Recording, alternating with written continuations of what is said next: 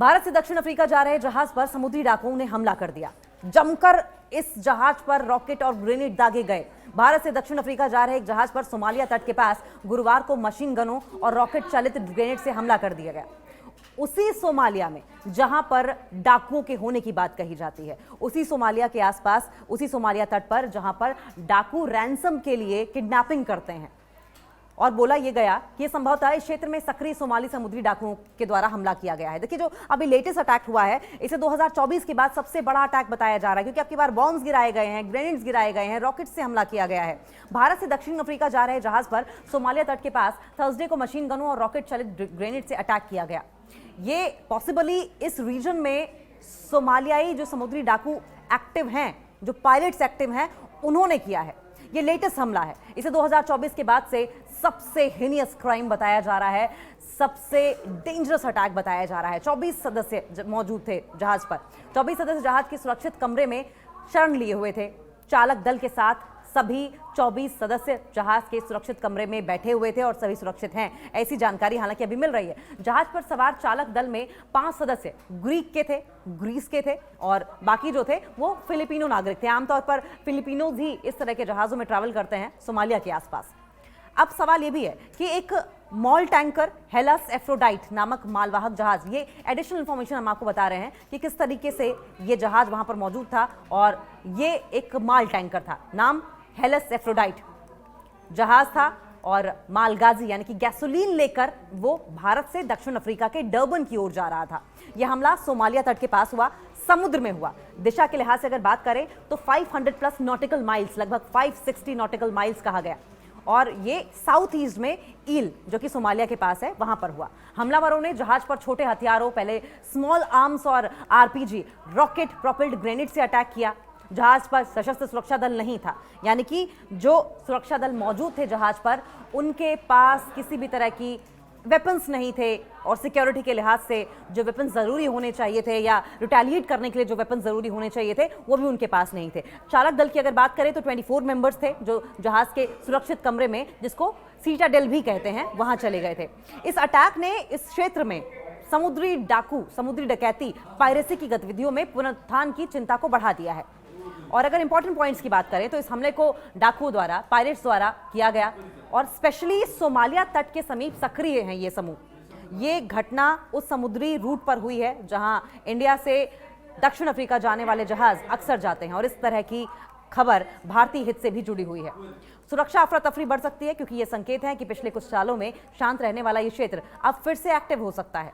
कुछ ऐसे भी सवाल हैं जिनके अभी जवाब मिलने बाकी हैं। सवाल ये भी कि क्या जहाज पूरी तरीके से पकड़ा गया है, या हमलावरों ने केवल हमला किया है और चले गए हैं? क्या चालक दल सुरक्षित रूप से बच गए हैं, और क्या जहाज को कोई गंभीर क्षति हुई है? क्योंकि रिपोर्ट्स ये कहती हैं कि चालक दल अभी सुरक्षित हैं। हमलावर समूह कौन था? क्या ये पारंपरिक सोमाली पायरेसी थी या फिर किसी अन्य समूह का सहयोग था? क्योंकि उस इलाके में सोमाली पायरेट्स के अलावा भी और भी ऐसे समूह हैं जो कि रैंसम के लिए डकैती करनी उन्होंने शुरू कर दी है। सोमालिया के समुद्री डाकुओं की अगर बात करें, सोमालियन पायरेट्स की बात करें, तो अगर आप समझें तो सोमालिया के समुद्री डाकू वो सशस्त्र गिरोह हैं जो अफ्रीका के पूर्वी तट पर, विशेषकर हॉर्न ऑफ अफ्रीका का जो रीजन है, वहां पर समुद्र में चलने वाले व्यापारी जहाजों पर हमला करते हैं।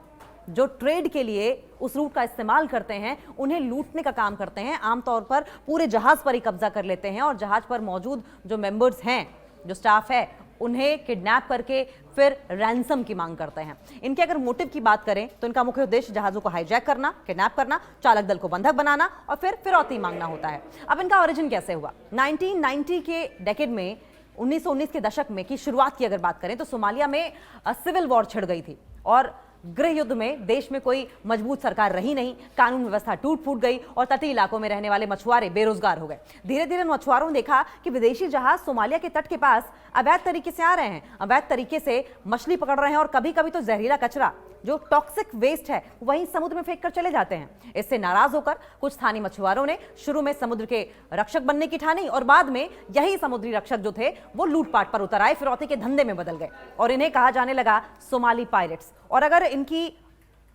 ऑपरेशनल प्रणाली की बात करें, ऑपरेशनल सिस्टम की बात करें, तो उनकी कार्यप्रणाली की अगर देखा जाए तो ये छोटे छोटे तेज नावों के जरिए आते हैं, स्पीडिंग बोट्स का सहारा लेते हैं और बड़े जहाजों पर अटैक कर देते हैं।